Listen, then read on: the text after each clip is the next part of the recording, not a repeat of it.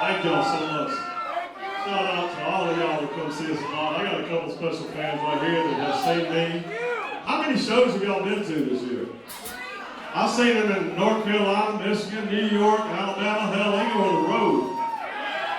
I'm so grateful. You fans are the best fucking thing in my life, so thank you so much.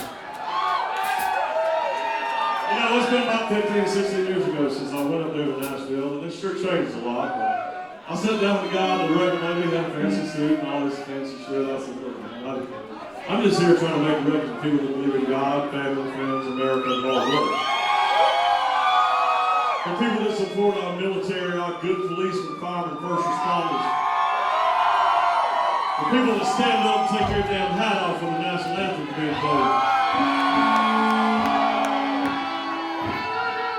Guy in a fancy suit told me he didn't care nothing about that. So I got up and told him, he can kiss my country ass, man. When I was walking down there, he said, you might be pure white trash. I said, I might be. But there ain't no trash in my trailer.